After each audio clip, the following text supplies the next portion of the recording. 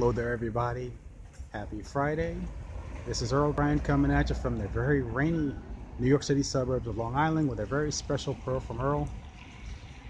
In fact, it is because of one person that today it's very special, because it was 109 years ago today that a very special individual made her entrance on this earth.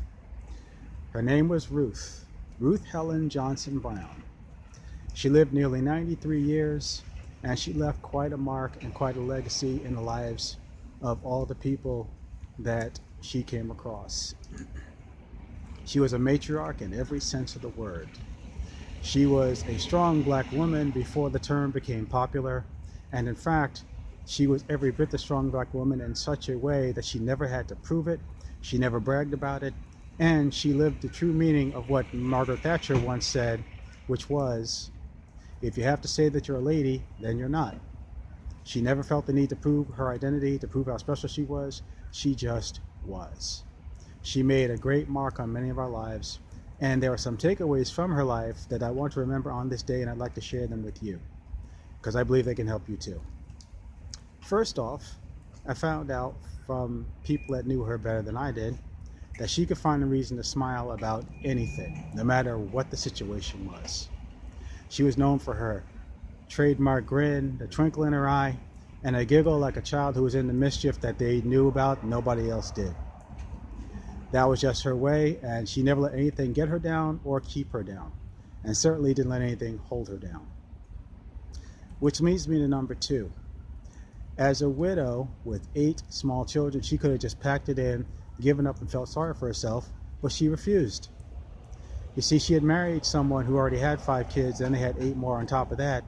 And then when he died, she was left with 8 small children to raise. The elder 5 had pretty much gotten old enough to fend for themselves, so she was taking care of the other 8. But she never let that get her down or keep her down, and didn't make excuses or feel sorry for herself. And in fact, she was so determined and so enterprising that all of them, all the children, including herself, moved from South Carolina to New York through the Great Migration of the 1950s and 60s, because she never gave up, and she was always determined to make a way for herself and her kids, and she did that. Another thing that I could tell you is like the Temptations saying from the first line from the song My Girl. They sang that they had sunshine on a cloudy day. Well, my grandmother was sunshine on a cloudy day for a lot of people. She always had the right attitude about life. She always kept her chin up no matter how bad things looked. And one of her favorite sayings was, trouble don't last always, and that's how she lived. In fact, when she got her first home, not far from here, she was one of the first on her block, if not the first, to take the time to get out and beautify her yard, because nobody else really took the pride in their yard that she did, and started a whole beautification project for her entire neighborhood. And in fact, she made such a mark that not only did she help beautify her neighborhood, but she had a nightclub and bar at the end of the block closed down, torn down, and a community center is on that location today. And when something wasn't right, she did not have a problem speaking up about it, because a neighbor at one time when we were small children let his Great Dane out when we were little kids, scared us to death. We wouldn't go back outside. She found out what happened and had a little word with him and let him know that she didn't appreciate what he did. We never had a problem with that. And then after he passed on, she was the first one to go see his widow. That's the type of person my grandmother was. Another thing I want to pass on to you is this. My grandmother knew that when an opportunity came to do something, you never hesitate, you jump on it. When she was a senior citizen and she found out that there were senior citizen trips going out of town on a bus ride, like a Greyhound bus or a charter or what have you, if she found out that there was an empty seat, she was on it. She'd tell somebody, save me a seat, I'm there. And she would take advantage of that opportunity, and she wouldn't wait, she wouldn't hesitate. And next thing you know, the rest of us in the family would get a card from Vegas, get a card from Myrtle Beach, get a card from Atlantic City, get a card from wherever she went, just because she saw an opportunity to do something that she'd never done before, and she took advantage of it, and she seized it. And she was, like I said, very enterprising, because not only did she beautify her yard, but she had a way of making things work for herself. She started a garden, and when I say a garden, I don't mean some cute little petunias and roses and azalea bushes. I'm talking about carrots the size of mini baseball bats. I'm talking about turnips and onions the size of softballs. I'm talking about cabbages the size of basketballs. She knew how to make do with whatever she had. She would make it work. And she was the type of person who was a friend to everybody. She had a kind word for everybody.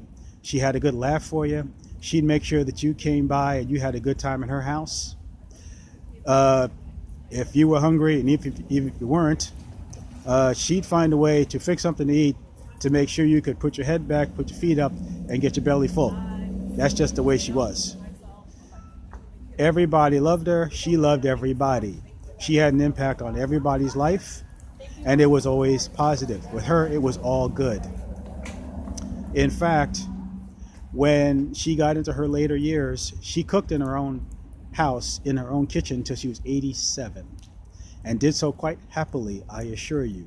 She was very happy and very appreciative and very glad for what she had, and the joy of her life was having her grandkids and eventually her great-grandkids running around her house, all up and down the stairs, even up and down the basement, in and out the door, out the front yard, out the backyard, all over the place, because to her, that was what family was for. Family was meant to be enjoyed, not to be endured, and to be appreciated. And she enjoyed her family to the hilt. She lived her life with joy, with passion, with enthusiasm, and she was sure to pass it on.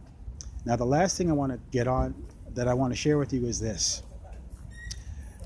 When she got into her 90s, in her final years, and she was in a nursing home, one of my sisters told me about a visit that she made to see Grandma, where she took along her small children. She had 4 kids, and her 2 youngest were playing a couple of these handheld games that were very popular back then, little video games. And Grandma, sitting in her wheelchair, got curious, asked the kids what they were doing. So they showed her these little video games they were playing. Well, Grandma, being Grandma, said, "Can you show me how to play?" So they put the game in her hands, and they started maneuvering her fingers, and she's following their instructions.